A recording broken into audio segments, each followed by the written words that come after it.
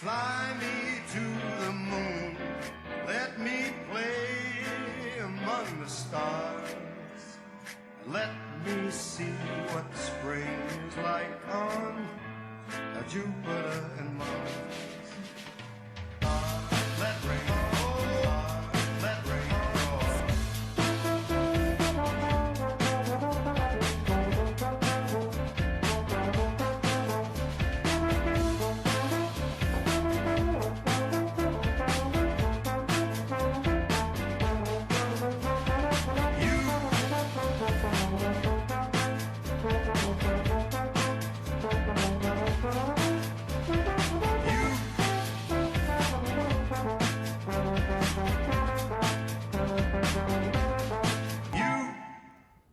And good morning. Welcome to Today at the Races, presented by Fidelity First. I'm Stan Salter, along with our odds maker, Keith Fust. A little brisk Friday morning out here, but nice 9-race program this afternoon. 4 races on the grass. We are on the turf course today, tomorrow, and Sunday. Big Saturday right ahead of us tomorrow. A couple nice features to Federico Tessio. That's a win and you're in for the Preakness. Preakness Stakes 6 weeks from this Saturday, and also the Weber City Miss this Saturday. A win and you're in for the Black Eyed Susan Stakes. 3 other major Triple Crown preps this Saturday. Looking forward to a big Saturday. And we have a nice carryover, a little over 5,100 in today's Rainbow Pick 6, starting in race 4.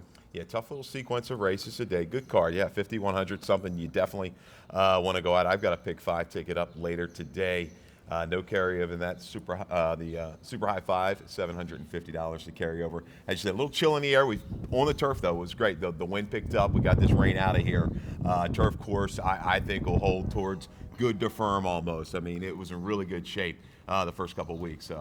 Glad that we could keep these races intact. Some good betting here this afternoon. And we've gotten a lot of compliments on our turf course. Michael Dickinson, he returned to the races last weekend with the winner on the grass, and just heard news from Sal Sinatra, an owner from out west, sending Dickinson a horse getting ready for the Dixie Stakes, of course, which is on the undercard for Preakness Stakes. So all that good stuff right around the corner, but a nice program for you here this afternoon. Hopefully the sun will come out as we get closer to that Rainbow Pick 6. There's an overview of the turf course. We'll be on there today with 4 grass races, all of those coming in today's Rainbow Pick 6 sequence.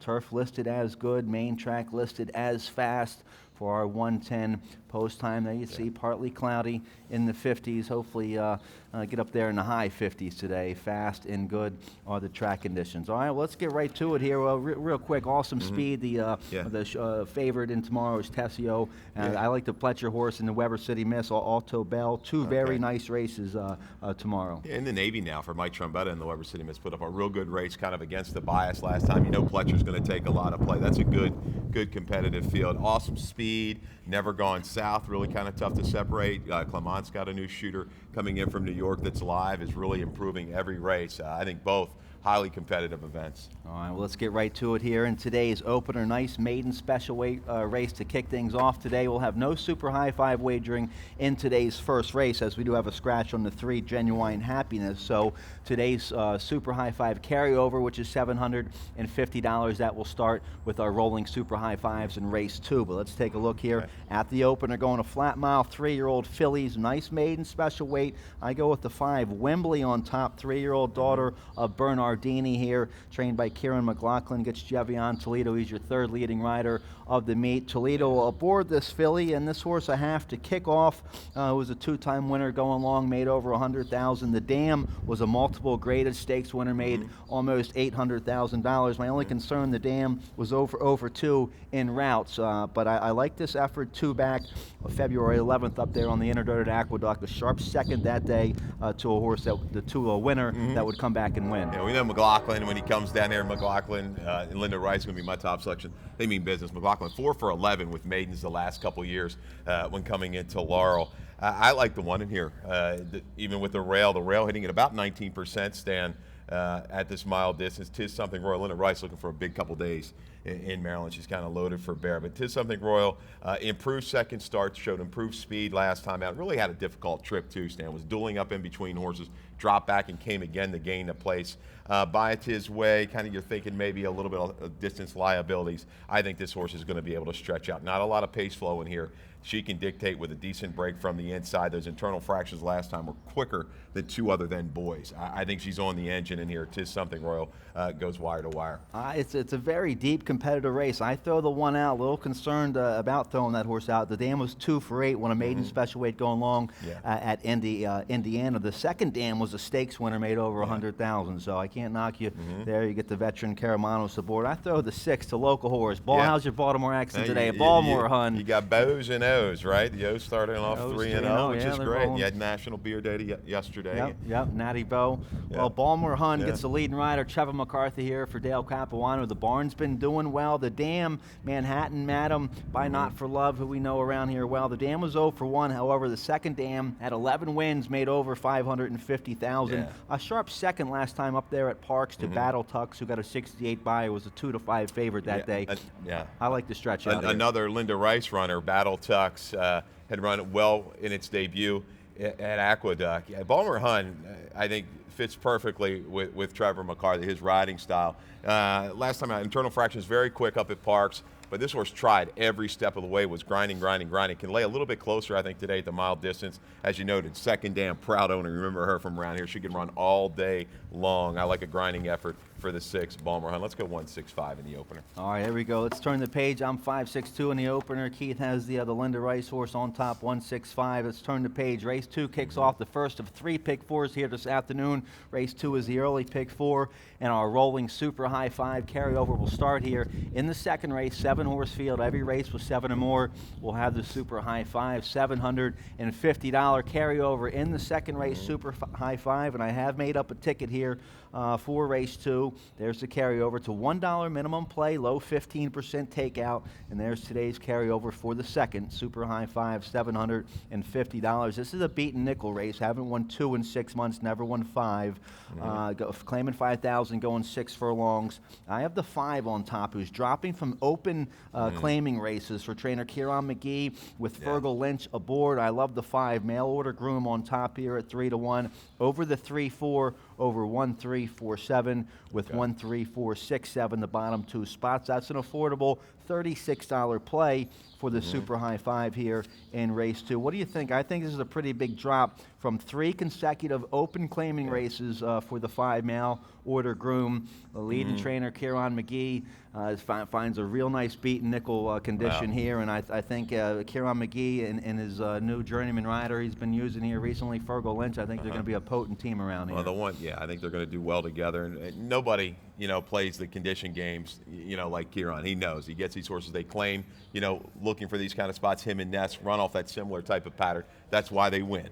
They hit at a high percentage. They're crafty when they go ahead and make their selections of claim. They play the date game very, very well. The question mark in here is the Pulse. The Pulse ran a big race, was pounded down last time and won clear. Now we haven't seen this horse since February 14th. That's the scary part with me. I mean, he's tactical enough. Surprised me with his ability to rate last time, but where has he been? That's a question mark for him. I agree with you. Mail order groom finally gets into a condition race in those open races. December 26th race at Laurel. Anything remotely close gets it done. He can stalk and pounce in here. That race produced 3 next out winners, plus a couple horses that came back to run second. Strong race. I think he's back on the track that he likes the best. Let's go with mail order groom. The Pulse, I throw through the Pulse. I think there's a lot of early speed here in this race between the 1, the Pulse from the inside. The apprentice Lane Luzzy's been doing well, 5th leading rider here. The Barn, Lazy Gaudette's been doing well as well. But the Pulse, I think, is going to get all kind of pressure from the outside. The 3 burning mandate sometimes he can go early. Where did that come from last time? Opening quarter wasn't too much, but as a horse we liked last time at 8-1, you're not going to get that today, unfortunately. And I think there's speed on the outside as well with the 6 and the 7 Q's Jack as well. So if the Pulse has to withstand all that pressure early on, that could compromise him perhaps. That was my thinking at least, and it looks like we have the same 3 horses here. Burning mandate. He doesn't need the lead. Wheels back quickly, which this barn is able to do and get horses to win. He can sit and pounce. I think the 2 fastest horses, when close to their top, are the 3 and the 5. All right. The Pulse does love Laurel Park, though. 4 wins out of 8 starts. So we'll see if they can get an easy lead. I don't think they can, though, in race 2, which kicks off our early pick 4. Now let's turn the page. Race 3, maiden claiming 25,000, going 6 furlongs for filly mares 3 and up. And I like a price play in here. The 7, Miss Show, 12-1 morning line for her second start. Here's her debut effort. She breaks from the inside, much better outside post today. She breaks on the inside. She breaks a bit tardy, not too bad, just a little tardy there. But then she gets some nice early speed, and she gets right up there on the inside. And I think that's a tough assignment. She overcame the bad break and gets right up there with some early speed. Now we speed up to the half-mile pole. She's still right up there, and she's going to get checked right there at the half-mile pole to the eventual winner, who has a dream trip that day, Destination Love. And you see Miss Show having to retreat a little bit in traffic. Now we speed it up again, top of the lane. She emerges from in that traffic, comes with a nice run here, and but behind the 2 horses that had perfect trips. I thought it was a courageous and impressive debut. She has every right to improve here in her second start. She has a much better outside post. I like the move that trainer Robin Graham does, stepping her up in condition. I like that. That's an encouraging sign, as is top rider Victor Carrasco staying aboard here on the step up. I like the 7 on the outside here, 12-1. She had every reason to kind of give up there, and she didn't. She was a little green, a little squirrely through the stretch, but kept on trying. I like the confidence move up in class into a race that maybe a little bit inflated 25 when you really look at it. Stan, question marks about with Barrel Roll for Jamie Ness. Working bullets at Tampa, hasn't really panned out at all on the turf. Going to be a short price. Sippy Cup, off since November of 2014. Looks like maybe the horse to beat. She's established the most on the dirt, but she's been away so long. I think you're right. Let's go for a price in here. I like the 6, Miss Nosy, adding the blinkers for Linda Albert. Go back to that debut in 2015. That was a good race against a Moore's Charm, a horse that moved up and ran well, I think, up in New York. It's gotten, hasn't really come back in top form, but I think the blinkers are going to keep her a little bit closer. I think her finish times in her races are good enough to win. If they can just keep her a little closer to the place, I think she can kind of scurry on by late. I like your shot here. Take a shot with a price with these question marks with the 1 Barrel Roll and Sippy Cup. I go 6, 7, 5. And the connections of the 6, your top pick, Miss Nosy, Linda Albert, Yomo Ortiz, they teamed up for a long shot winner a couple weeks ago with Moldavite. You see the positive ROI with that jockey trainer combination. Linda Albert, Yomo Ortiz, nearly $5 positive ROI, so they can get the job done with the price horse. And they've held her at this level. Linda usually will get aggressive and go ahead and hammer down the 10. They must like her a little bit. Now, they're going to give her one last shot, and let's hope the blinkers do the trick. All right, good point. I throw the 1 Barrel Roll out of there as well, like you, and I used a 5 Sippy Cup in there in their third, coming off the long layoff. Benny Perkins, I think, better second off the layoff. The 2 Brits Fortune is going to be perhaps lone speed down there on the inside without Cortez. No doubt. She had the advantage against your top selection, Miss Show. She got the jump, was able to hold on a sealed surface. If she gets any other pace pressure, I think Coppin Out's got a little speed. Sippy Cup could be fresh and go right into the pace flow. She's gonna be the one to catch, but she gets the staggers a little bit late. Sippy Cup comes from a nice family, a half sister to Regal Solo, who made almost $500,000. A long layoff, though. We'll see. Benny Perkins does get attract the leading rider, Trevor McCarthy, to take the call. All right, let's get a commercial break. When we come back, nice carryover building in our Rainbow Pick 6. That'll start in race 4 today, a little over 5,100. We'll start with that when we come back.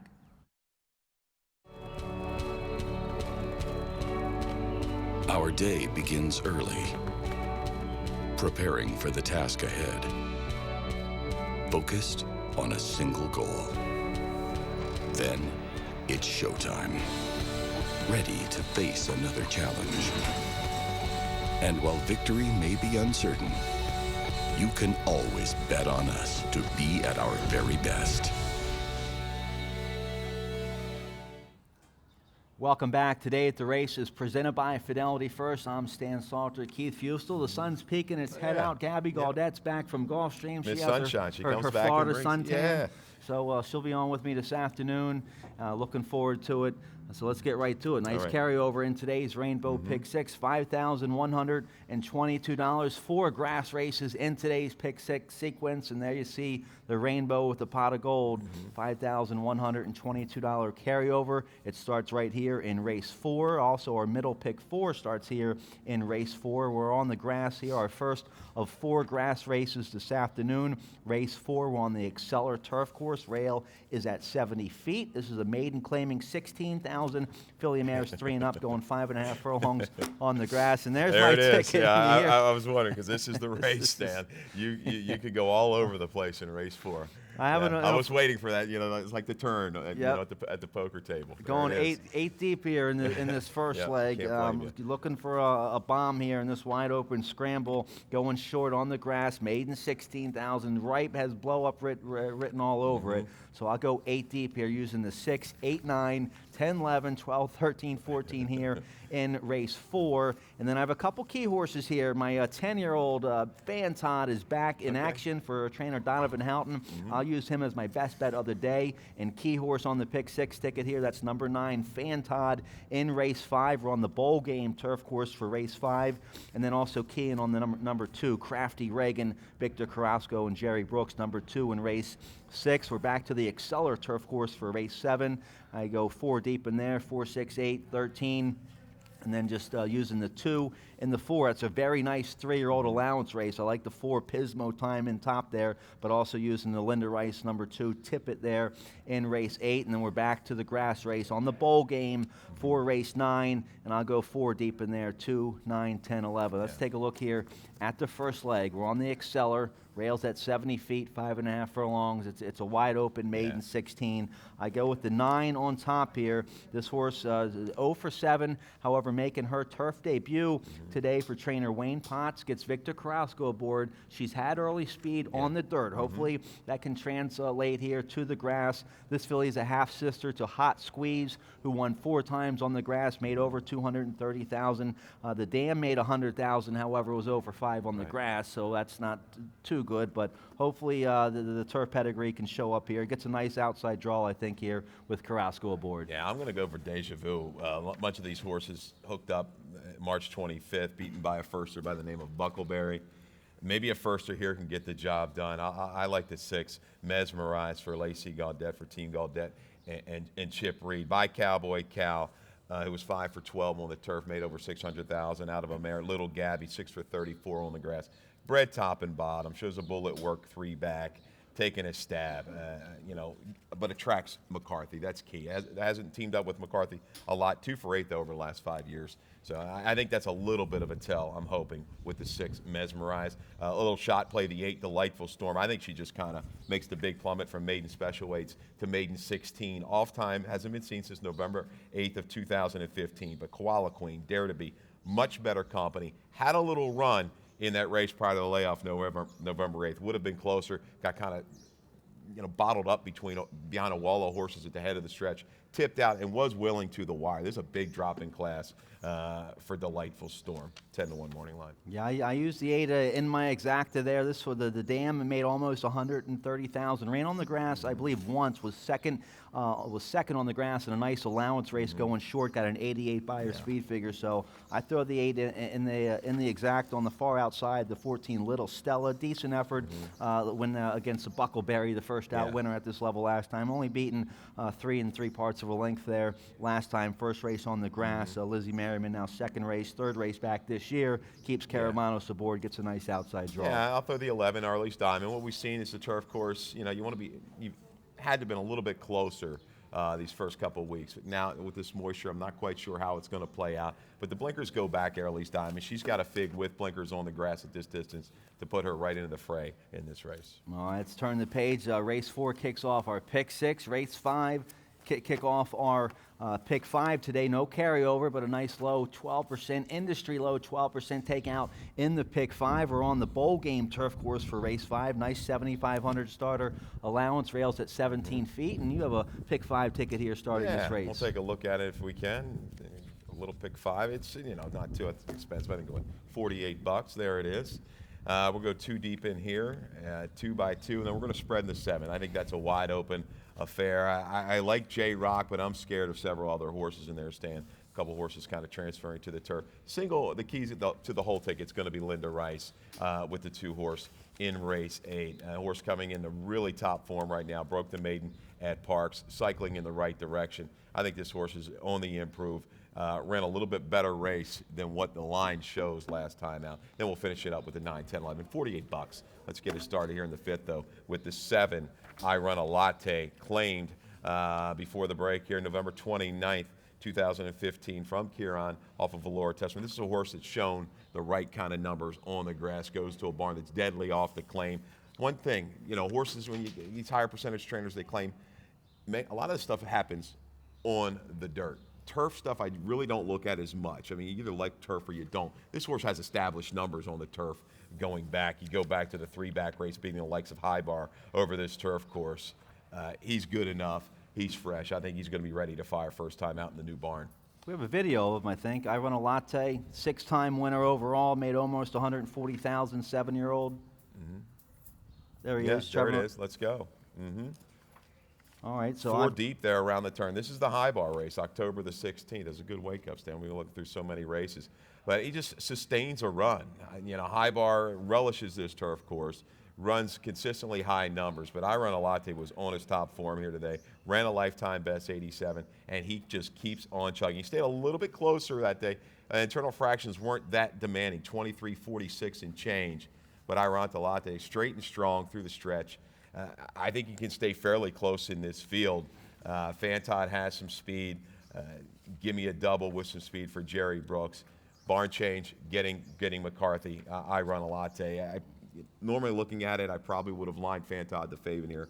I think the barn change is just going to attract a lot of money. Yeah, sure. 28% first off the claim. He's your leading trainer. You get the leading rider, Trevor McCarthy, and that horse is solid at this level. We've seen. I used the horse in my exacta. Let's go to another video here of my top horse in here. My best bet of the day. There he is, the 10-year-old Fantod. He's 10 now. Last year, he found his best stride as a 9-year-old getting on the grass, and this was his perhaps most impressive race last November 29th.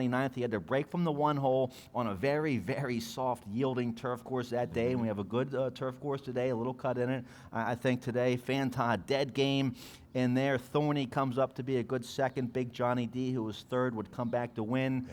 Fantod would follow up this effort with a win on December 11th to win 3 in a row to close out the year last year for Chucky Houghton. The X-Man Xavier Perez back aboard today. He was aboard for the 3 in a row last year. How about the 10-year-old Fantod getting 4 in a row today, first off the layoff? Was he lost somewhere? I mean, it took him that long to the races. He had been like 6 times before he was 9. Yeah, I mean, what he's done is remarkable. You made a good point, Stan. They turn you back in distance. He's relished going to 5.5. The other thing, is he a little bit better on a ground that gives a little bit? He got good there late in the year. He might get the perfect kind of turf course today.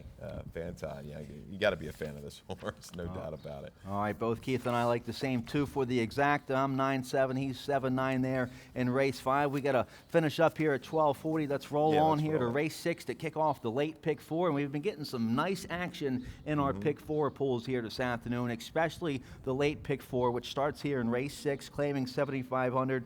Filly and Mares Never Win 2 lifetime, and we do have a couple scratches in here. Scratch the 4, the Cat Lady, and also scratch the 6, Sarah's Whisper. But we we'll still have 9 in here, so we still have the Super High 5, and I like the 2, Crafty Reg and Victor Carrasco. This horse comes from off the pace, so that's my only concern. Okay. Breaking from down there on the inside from the 2 hole. This horse is 0 for 6 at Laurel Park. Sometimes gets in trouble. Maybe likes to be second. But hopefully Carrasco can either get up the rail or find a clear running lane turning for home, as Crafty Reagan, your favorite here in race 6, will be coming late, going 5.5 furlongs. Going to be very short price. I'll go with the 5, Marilyn Monroe. Got beat last time by a similar group. Broke slowly, rushed up. I think she's the speed of the speed. Let's see if she can dictate and take them wire to wire in here. The 8 came up rosy. It was away from the races in February. Came back a good second at the nickel level down back on March 18th. Now we step up back a little bit step up here to the 7,500 level for Andy Campitelli. Gets the apprentice Kevin Gomez. This filly should be dangerous, I think, with speed on the outside. No doubt. She's going to have to pick it up a little bit, but Crafty Regan, she might have gotten the feel that she can kind of get on past late. She does like to run second. She looked like a stone cold winner last time at the 16th hole. Just couldn't get by. Let's go to race 7, Stan. All right, we're back on the turf on the Exceller turf course here in race 7. Rails at 70 feet here. Nice allowance race, first level allowance condition, 5.5 furlongs on the turf. And I have a video spotlight here of the 6, A Funny Song, my top pick in here. And here's A Funny Song's debut win last summer here at Laurel Park, August 7th, in a very tough maiden special weight. And there you see A Funny Song. Broke from the 7-hole that day, pressed the pace that day. They went 22 and 3, 45 for the half. And here's A Funny Song, kind of in a battle in between horses here. This is the debut effort with Forrest Boyce aboard. They bet the horse down to about 4-1 against a tough maiden special weight field. This is A Funny Song. Now coming off the layoff, a brief layoff here for trainer Dale Capuano. Gets Trevor McCarthy aboard. Hasn't been on the turf since the allowance try last late October. That was won by Triple Burner, who was in good form last fall. Came back and won after that race. Just don't know what happened those 2 races after the maiden win, but given some time and in a new barn now, really came back real game last time out. Stumbled at the break, worked through a little traffic to get up over a next out winner in Western Conqueror. Comes back to the turf course. I think he's going to be part of the mix. My top selection will be the 13, J Rock. Real quick on him. I only tried the turf once. It's February of 2015 at Gulfstream Park. All you got to see is the running line. You know, you see who he ran against. Forced to Pass, he's a grade 1 winner. 4th place finisher Syntax is a grade 3 winner.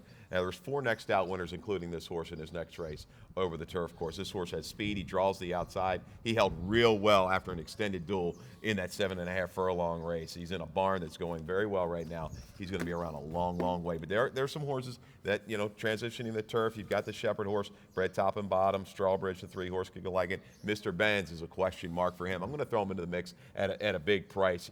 He didn't really embarrass himself last summer when going against the likes of Beantown Saint, one of the fastest turf horses around. They just kind of ran even. He gets maybe get a little bit better flow, maybe a more contested pace today. Riding Jenkins is about 27% with this angle, blinkers off. Mr. Benz. Gets Victor Carrasco aboard, who was aboard for that maiden special weight win on the grass here last August. Horse been working well. Nice bullet work there, March 11th for the 4, Mr. Benz. We both like that horse a little bit. Let's turn the page here. Race 8, very nice allowance race for straight 3-year-olds going a flat mile. Scratch to 1, Raven Rush, and also scratch to 8, I Came to Party, who will run in the Federico Tessio tomorrow for trainer Jerry Brooks. So we have a 6-horse field.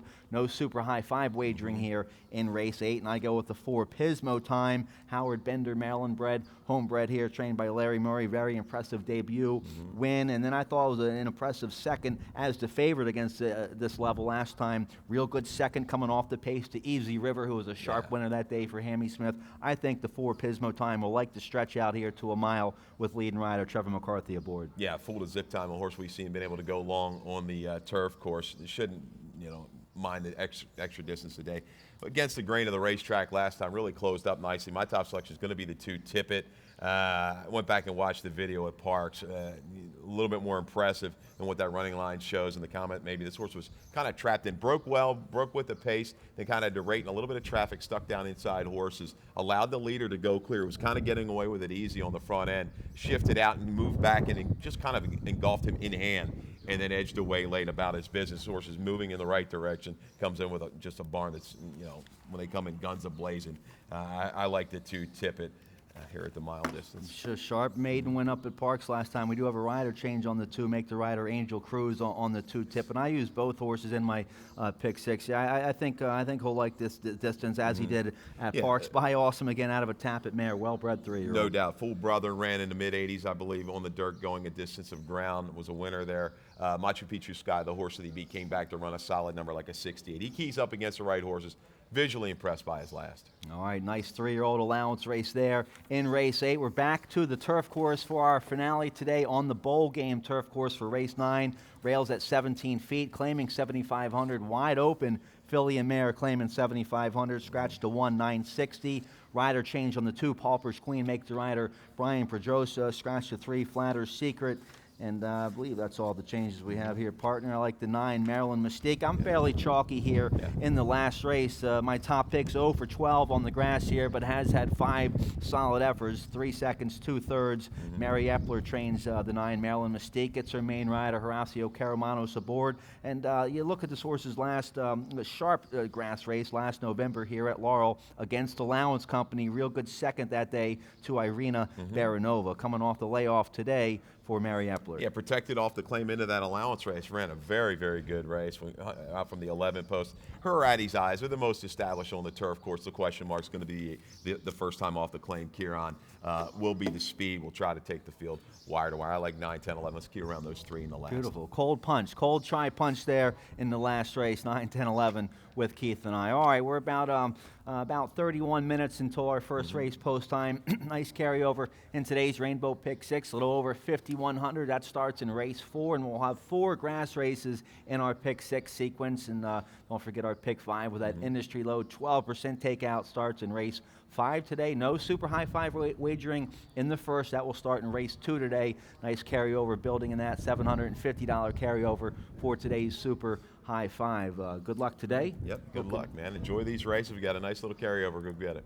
You're on with Gabby for today at the races tomorrow, so nice working with you. Yeah. Good luck with your Tessio and Weber City Miss Saturday. Good luck here. Dave Robin coming up with all of today's scratches and changes.